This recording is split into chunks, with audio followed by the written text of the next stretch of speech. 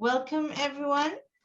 Thank you for joining this special session of the IOF seminar series. I am Deng Palomares. I manage the Sea Around Us Research Initiative at the Institute for the Oceans and Fisheries. And on this occasion, the Sea Around Us, the Institute for the Oceans and Fisheries, the French Embassy to Canada, and the Alliance Française de Vancouver have joined forces to invite Dr. Camille Mazet, a researcher at the French National Center for Scientific Research and the University of La Rochelle, who will present her lecture entitled Women, Science, and the Sea, from Pioneering Whistleblowers to Committed Contemporaries.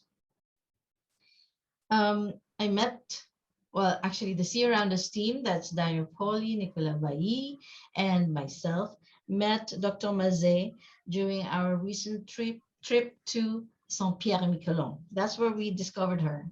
And we were so positively impacted by her research on women in ocean science that we thought it would be a great addition to the IOF seminar series. Dr. Mazet is a social and political scientist specializing in ocean and coastal environmental science. She's a research fellow at the French National Center for Scientific Research and works at the University of La Rochelle in the Coastline Environment and Society Lab. So without further ado, Dr. Mazet, it's you. Okay, thank you very much, Deng. I'm very, very happy to be here, and it's an honor for me to give a talk on my research in this institution. And it is a very important thing for me to be in Canada, in Vancouver, because it was an old dream for me as anthropologist, because for me this place has a very important situation around the world through the links from people to nature. So I think it is very, very important to be here. And I would like to thank the University of British Columbia, the Institute for the Oceans and Fisheries, and especially the program Sea Around Us. I will explain that I hope that we could build together a nice collaboration with my own program, the program Apolymer, that I will present to you today. And I would like to thank the political institution from France, the Ambassade de France au Canada, Alliance Française, but also the consulate here in Vancouver, and also my own scientific institution, the French CNRS, and La Rochelle University and my lab, but also the LTSER, the Long-Term Socio-Ecological Research Network and site from our French Southern Territories, because they give money to manage this journey here in Vancouver. So special thanks to everybody. So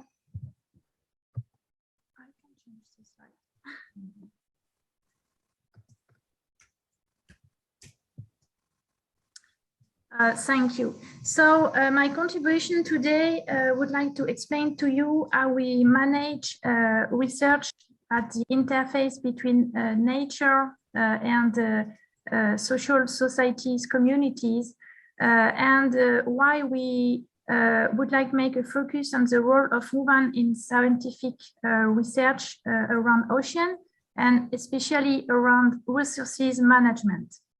To begin, I choose to present two very important women's feminism figures. On the links, you can see Anita Conti, the first French oceanographer.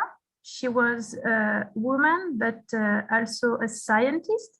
And she has the particularity to go on the shift with men in very particularly difficult social situation with fisheries conditions for people. And she has the specialty to discover overfishing, but also the problematic of waste, fisheries waste around the world. Links, you can see Rachel Carson. She's an American biologist, very important for me in my intellectual formation and trajectories.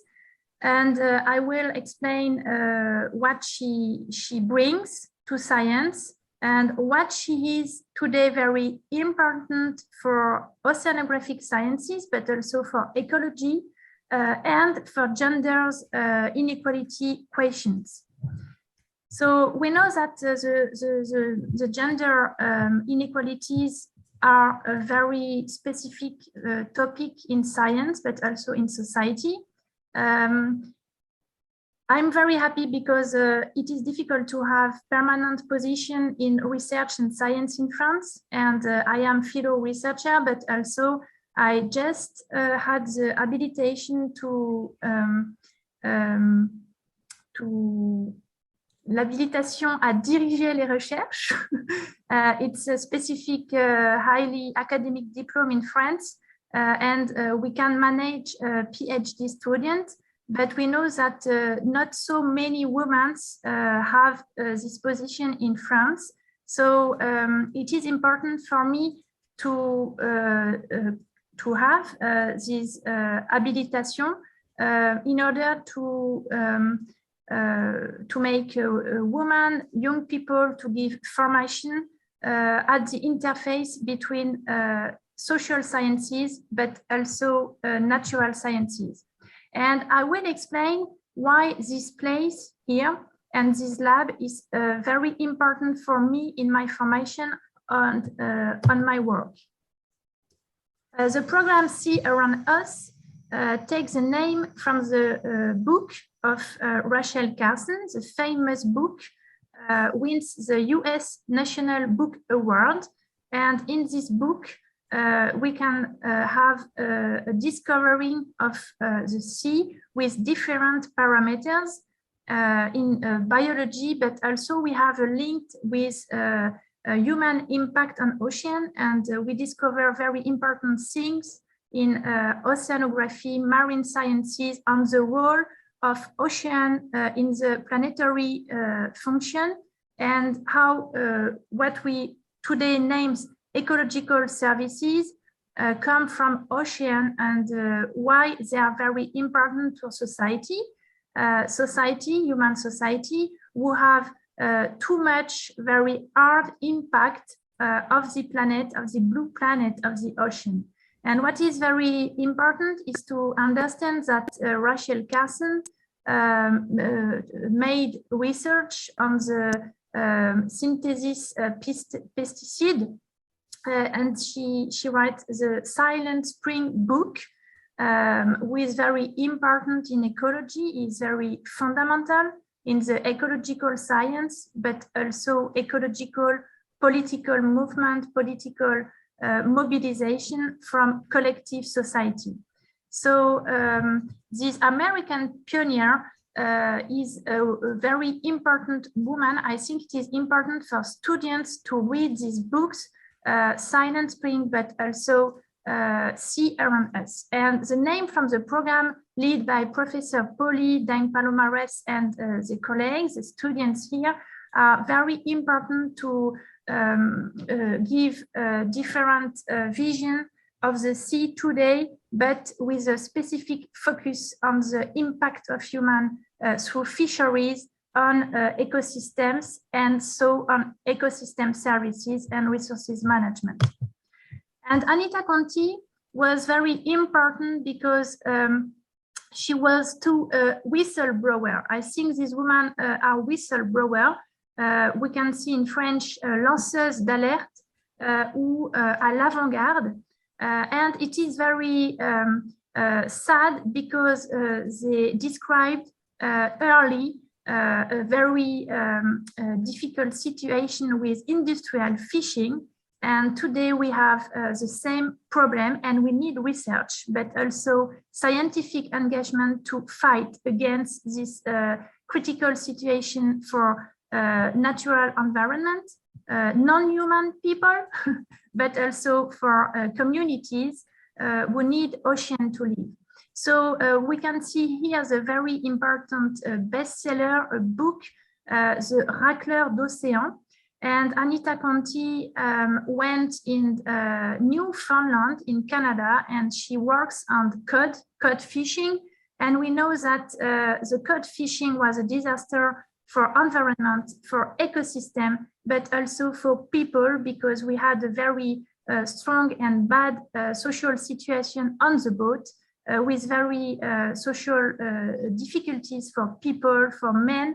And she describes power inequality between she owners, in French it's armateurs, I think the name is she owners in English, and fishermen who were working to bring money to fisher owners. So we can take this tide and to go to the ecofeminism movements in science, but also in society. And we know today that convergence of ecological and feminist struggles are very important to fight because to fight against the extinction of natural resources. And we know that women have a specific role as indigenous people, local communities, peuple autochtone, to play in the inversion of power relations in natural resource management. That's why we need to bring more social scientists and more anthropological perspective, political sciences, to understand how we manage the relation between human and nature, and how power plays as a blocking factor in the system. Because we could have so much biological, ecological data.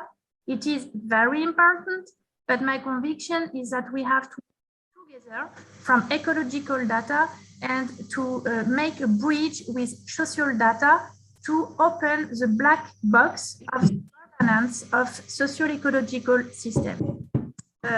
What I want to present now, that's my own program. I built an interdisciplinary and transdisciplinary program. It's named Apolymer. Apolymer means political anthropology and marine ecology. And we address the question not on sustainability, but of unsustainability. I will explain why. We are working on the governance of human-nature relationships on different socio-ecological systems. And here I just present our study sites in polar regions, but we have study sites in south of the world. We have three main axes to work. You can see at the down of the slide, Apolymer, three axes. The first one is the exploration, the investigation of management, control, regulation of safety of the oceans in relation to access to resources and appropriation of natural habitats. So it's a question of geopolitical question on natural resources around the world, and we address the question of fight, conflicts, transfrontalier management of natural resources in different perspectives of the world. Then we have a focus on public and collective action on governmental environmental protections, and we are looking for different collective mobilization. I mean, for example, NGOs, or for example, collective action against impact of environment, but also we are working on the different instruments, policies, public policies. And then we address the question with ecologists on the resilience and transformations towards sustainability including the role of coastal communities, so women, but also different communities of people with local traditional knowledge, to explore how they can imagine or reimagine different manner to make the links between themselves and their environment. So we can see that we use the framework of the social ecological systems, and my work is to make the links, the bridge between the green ecosystems, links on the scheme here, and the social template with right. You can see on the middle of the schema scheme that we talk about adaptive management. We have colleagues in Alaska who are working on adaptive co-management, and the co includes communities in the natural resource management. But what I can see as an anthropologist and political scientist is that we have a lot of literature in environmental sciences who explain how we can do, what we can do to best manage the environment. But this literature is normative. This is not in the realistic society. So my work is to describe not only what we could do, but what we are doing, and to describe what we are doing now in environmental governance and resource management. I can't work without biologists, without ecologists, and without data. It is very important, and that's why I am happy to be here, because, for example, in my work, I need to use the data from the program Sea Around Us. I will explain. You can see here my main concepts and methods. I try to bring this integrated approach to go towards inter and transdisciplinary activities with society, but we have to bring human and social sciences in global ecology. This notion of global ecology is very important for me, because I discover in my research in social sciences that I need to understand the functioning and the evolution of ecosystem to give a very complex perspective on the social ecological systems, and that the problem in political instrument today is that decision makers and resource manager cannot address the question of complexity of the ecosystem. And I discover the question of, and I was very interested in EcoPass and in EcoSim as French scientists. So I try to understand how we can use this modeling in decision process around resource management. And I discovered that scientists use this modeling, but that it was quite difficult to discuss with policymakers, and that everybody was talking around sustainability or resilience, but that we don't know, for example, what was the baseline to talk about resilience. So we could say in political that we will go toward resilience, but my question was, what is the baseline to talk about resilience? So it is the same with the concept of sustainability. For example, we have the World Injunction to sustainability with SDGs, and everybody in nation states explains that we have to go towards sustainability to make this transformation. But I decided to go on the field to see what happens realistic. And what I discovered is that we need to make a rebuilding of ecosystem to go toward socio-ecological governance, because the socio-ecological governance doesn't exist, but she was ancestral, she was historical in different communities, in native people, but she doesn't exist today. So to do that, I decided to address the question of institutions, networks, and power, and to make the promotion of the new political sociology of science.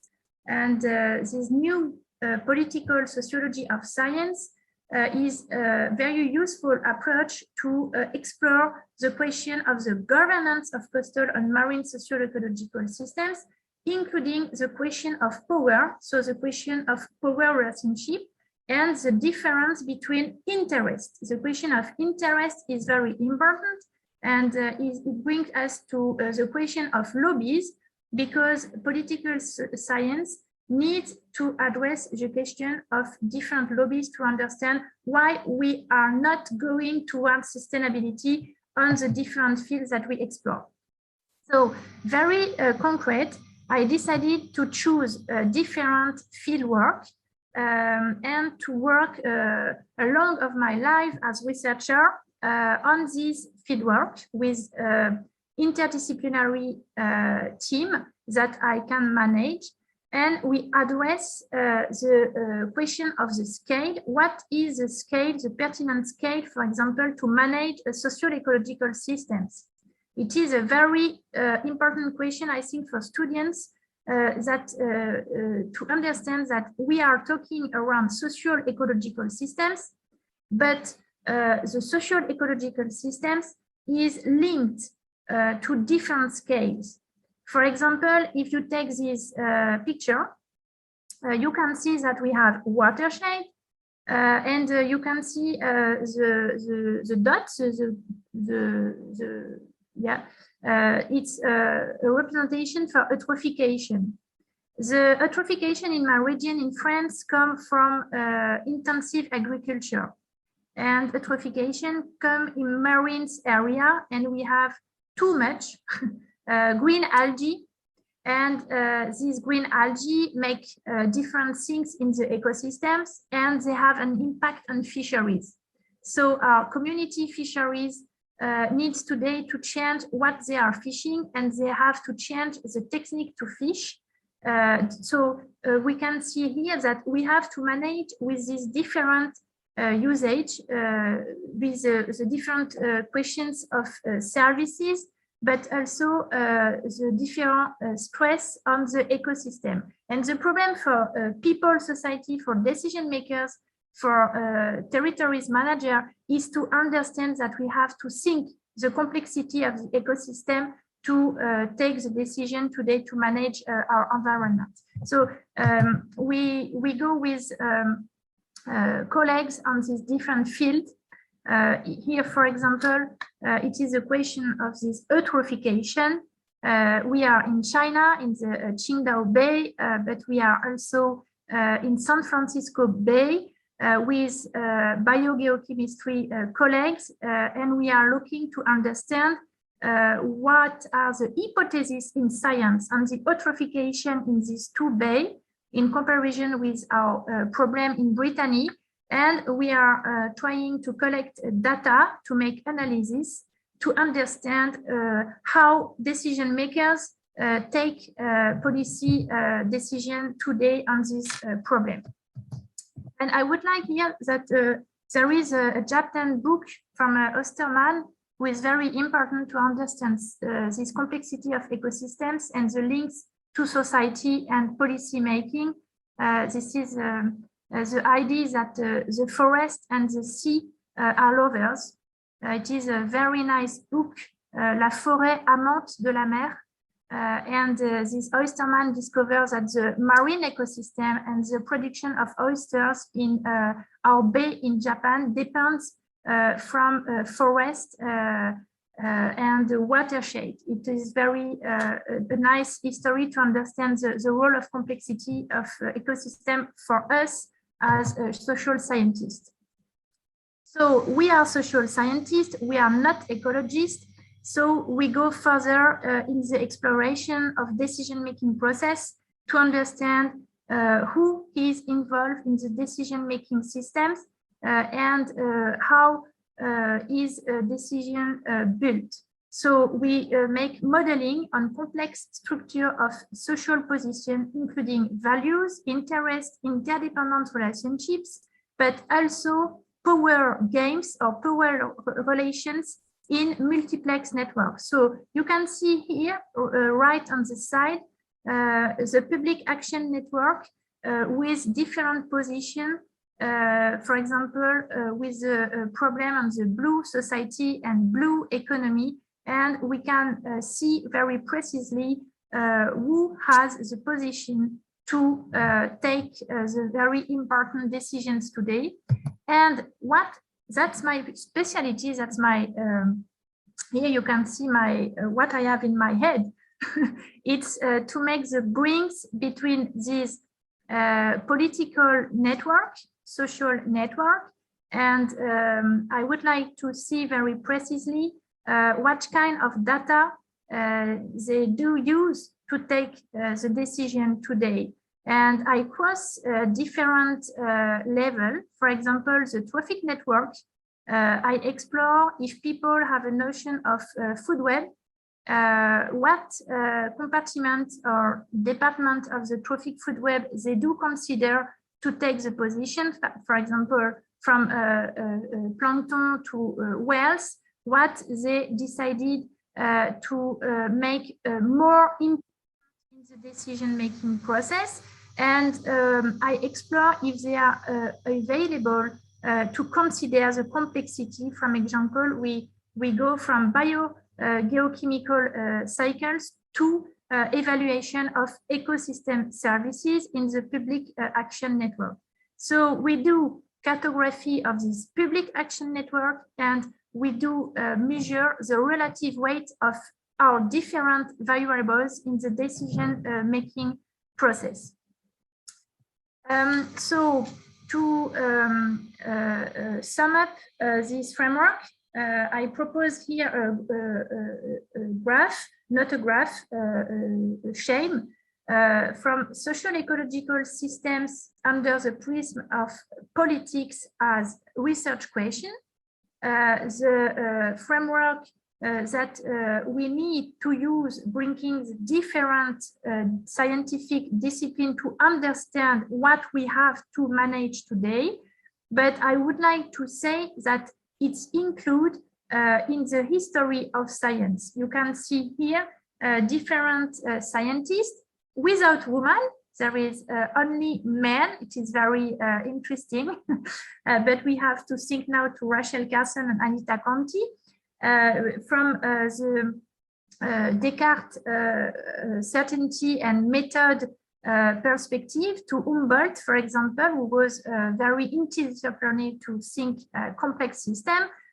You have this cybernetics, understanding complexity from Wiener to Edgar Morin, for example, in sociology. And then you have today's discussion around Anthropocene, for example, with Bruno Latour, the French sociologue, but also Orling around dynamic socio-ecological systems. And what happens with these scientists is that they need to go further in the description of the realistic situation on the field, and they do not very thick description of the different fieldwork. So from this context, I decided to go on different fields.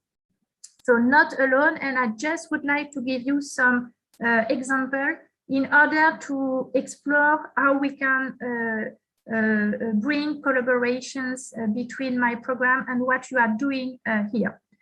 Here you can see a first interdisciplinary program. We were in the Sakha Republic in Russian Federation in the region of Tiksi and Bukovsky Peninsula on the Laptev Sea.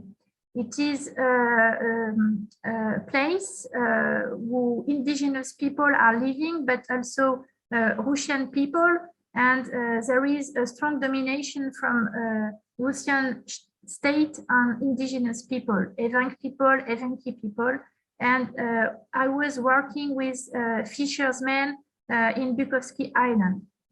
And we can identify here that the ecological and socio-political conditions are very important to further the adaptation to global changes of indigenous people in the socio-ecological framework.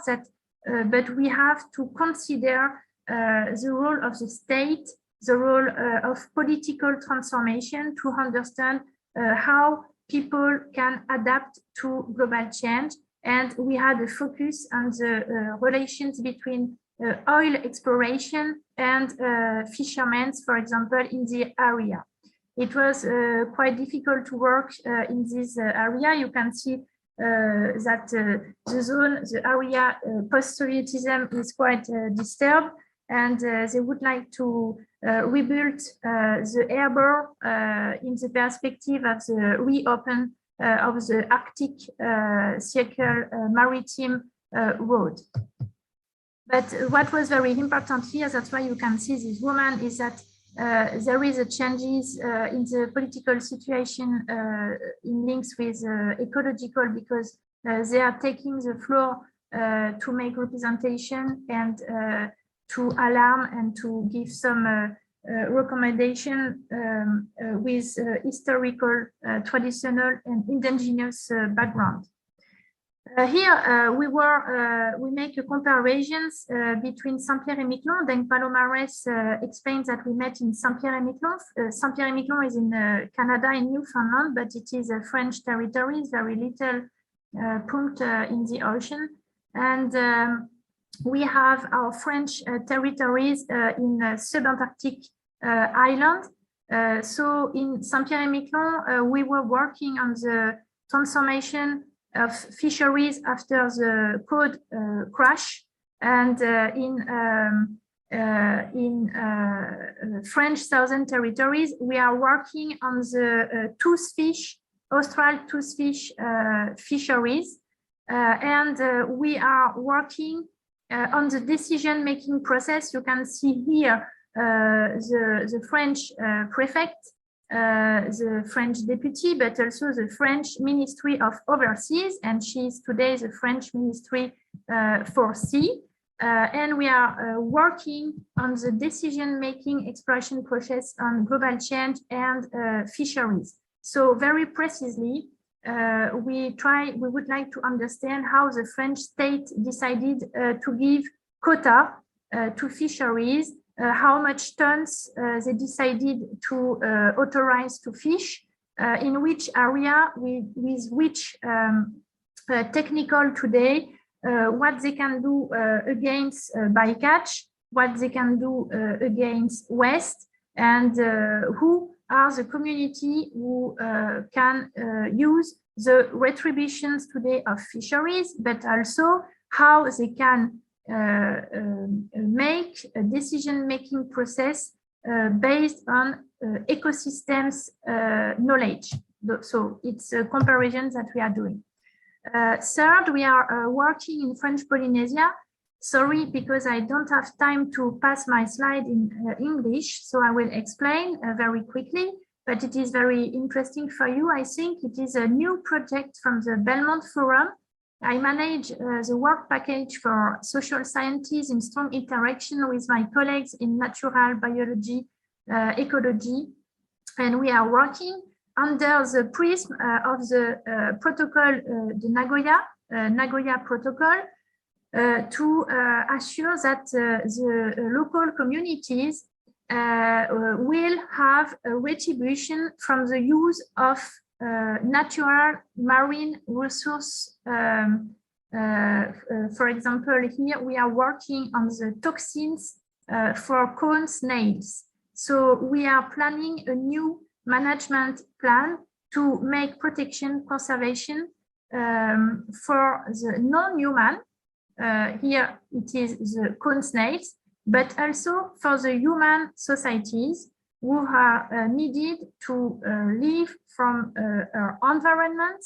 But we are working with decision makers, with territories and resources managers. And you can see here, I mean, on the pictures, with Polynesian marine resource manager, and we are working together. What is very important, I think, for British Columbia could be to know the measure of Rawi in French Polynesia. Rawi is a mode of interdiction. It's a taboo.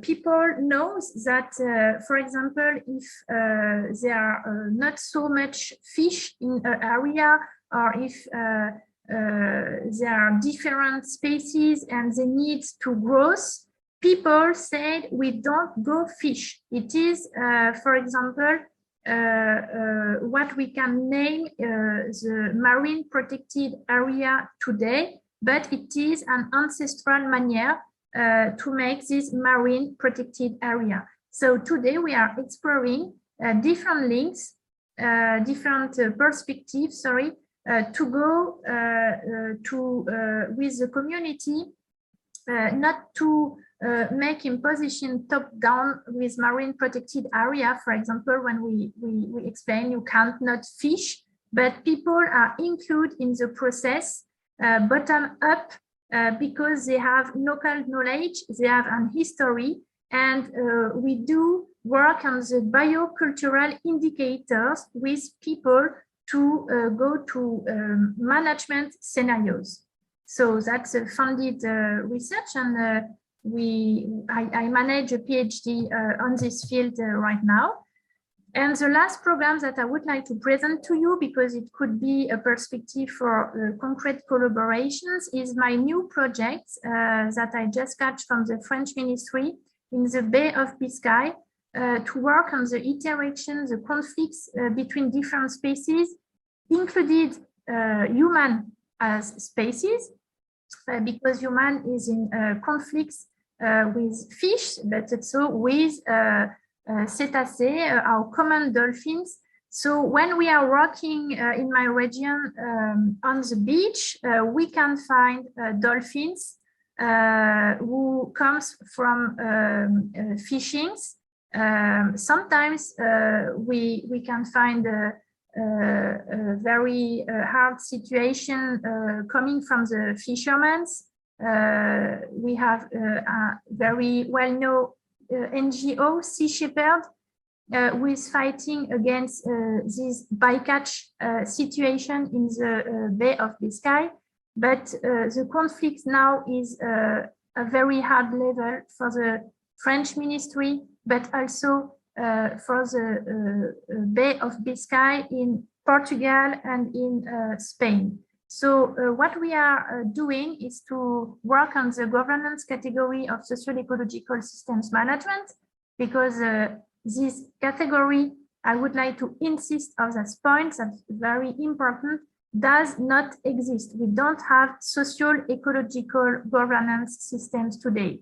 We just are going to unsustainable trajectory, and we need to make the links between fishermen's community, authority, law, legal framework, and a new recommendation in the decision making process according the need to produce new decisions tools to change the situation.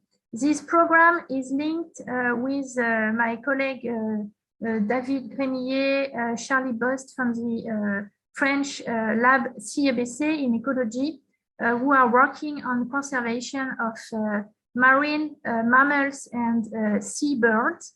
And we are exploring together with these ecologists, the levers and the barriers to make adaptive co-management. And I would like to thank you for listening to me. The last thing that I would like to do is to precise that I'm very happy if we could find a concrete perspective to make a collaboration, because we need to go together to modeling of social ecological system to make the promotion of this very important new way to manage, to govern human and non-human relationships. So if you have questions now, I'm very happy to answer to you. Thank you very much. Thank you, Camille, for giving us an overview of some of the different projects that you've been running and managing, and some of the areas of research that you're interested in. I just had a quick question to sort of relate some of the pieces that you were giving us at the beginning. So like your interest in the role of women in science, and how some of the individuals whom you have highlighted have been whistleblowers. And so how that connects to some of the other pieces of the work that you have presented. So I was just curious as to whether you highlight the role of women, for instance, in the project that you have in Russia, or the Kuhn project that you have in French Polynesia, whether you look at that as well, or whether it's a little bit separate. Okay, Colette, thank you very much. To make the links with the introduction on the women in science, I would like to say that for us, it is important to give place to women in science, but also to women in collective action. I mean, not just scientists in marine sciences, but as an anthropologist, what we try to do is to give place to women communities in the resource management regime or mode today. For example, to answer to your question very precisely, in Siberia, women are men are the fishers. They are fishing. Men are going on the boat to fish, and women are a whistleblower on the environmental problem today. We have a sociological differentiation, and women are represented for the indigenous community. They take the floor, they make data collection.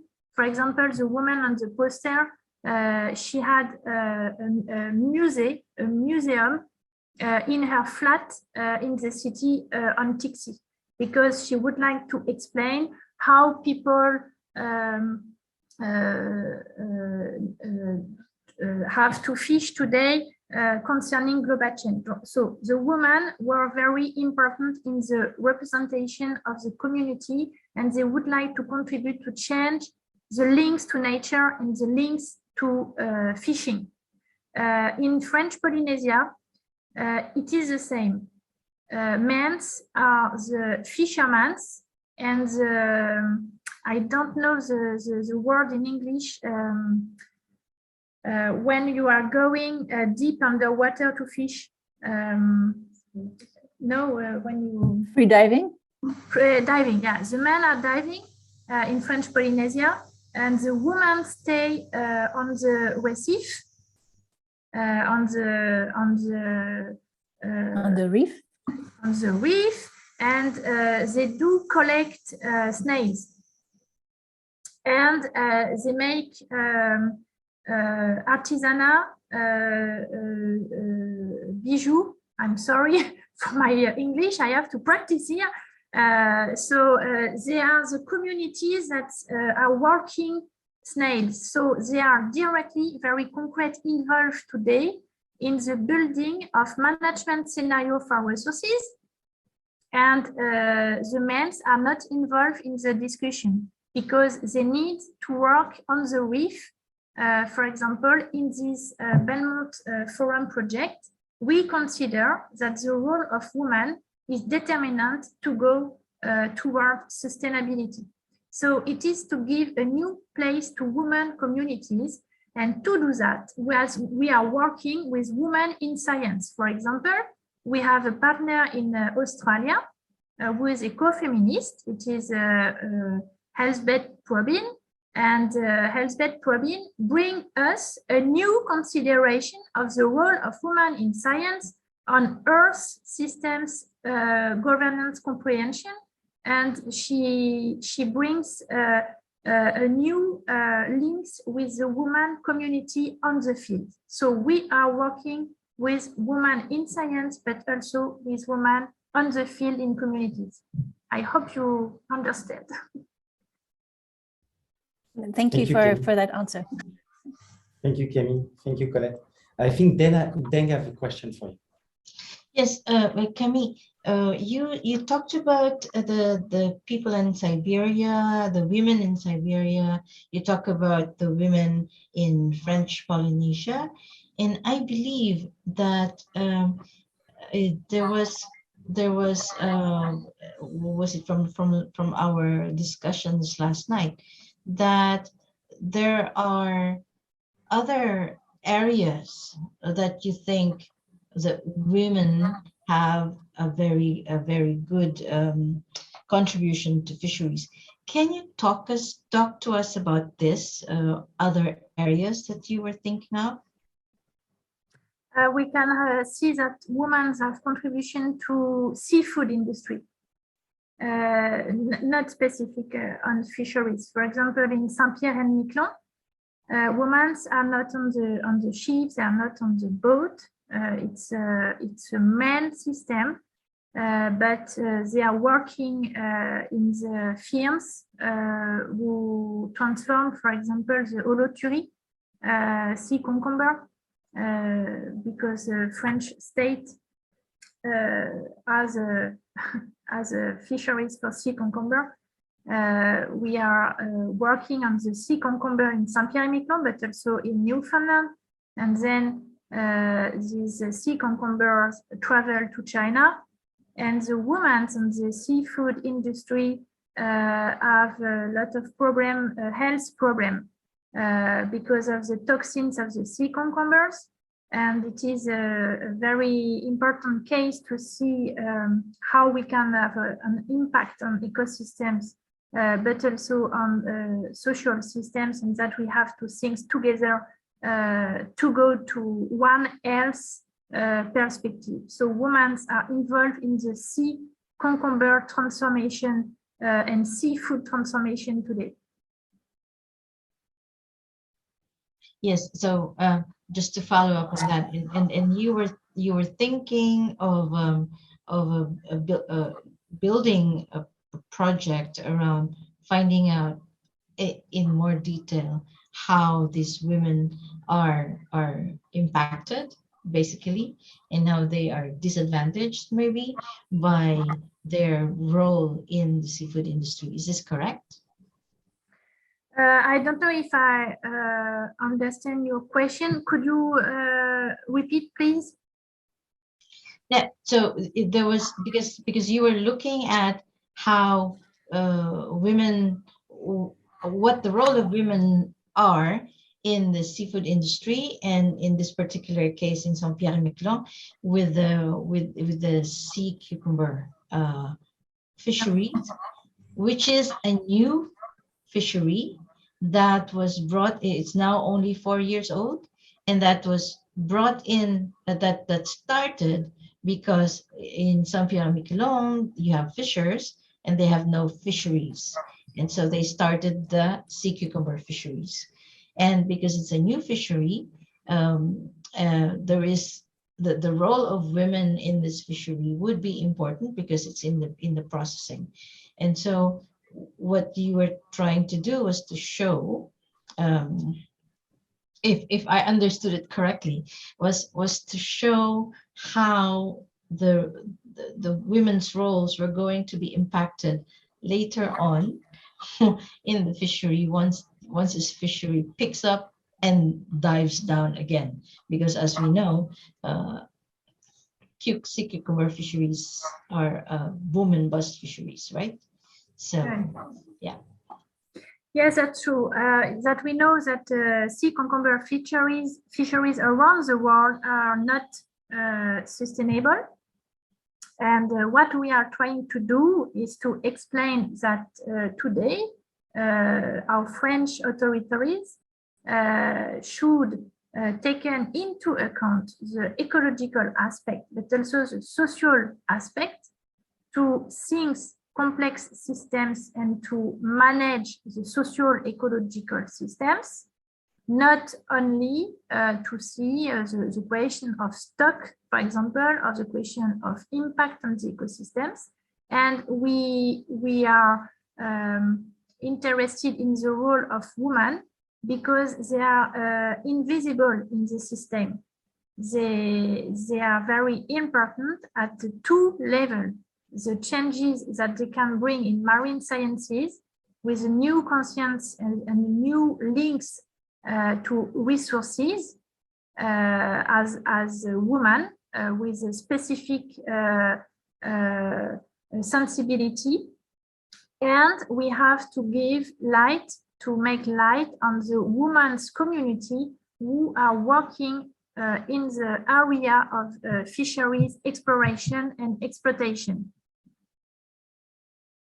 And I would like to say here, I have otherwise, for example, you can see on this slide that the question of gender in the ocean is very important. And we are not alone to think this question today because there are different initiatives to bring more place to women in ocean sciences.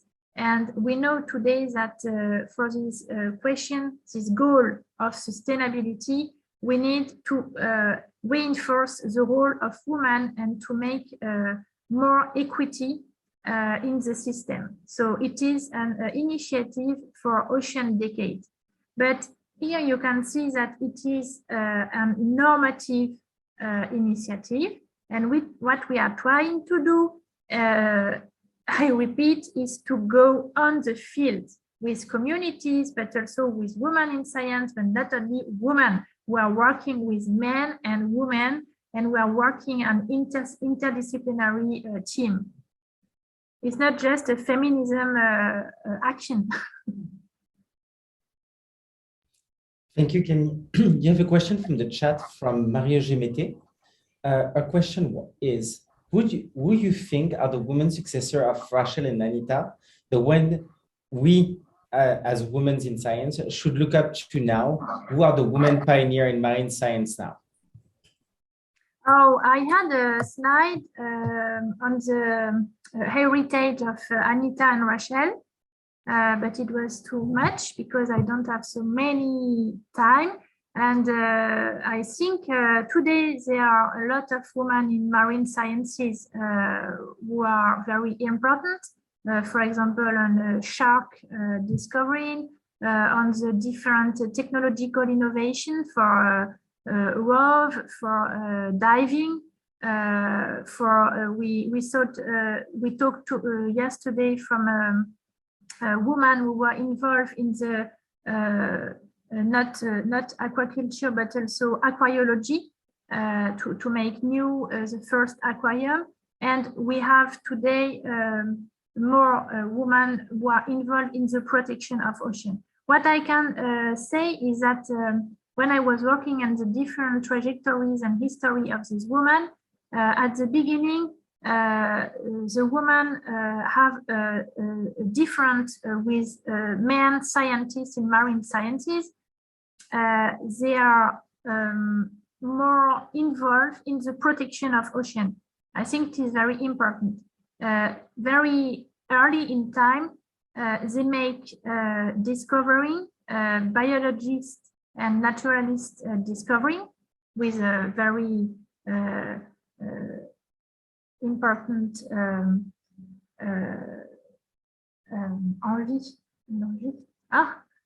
they would like to discover, they would like to collect, they would like to make science, but they would like to protect ocean. And today, in the filiation of Anita or Rachel, what we can see is that women in science have a position for conservation, for protection, for ocean. They are more involved in the protection as my colleagues, for example, were just men and who are making science. And what I find very important in the Sea Around Us program is that we have the two perspectives. We have the science production data perspective, but also we have a perspective for fighting, for constatation,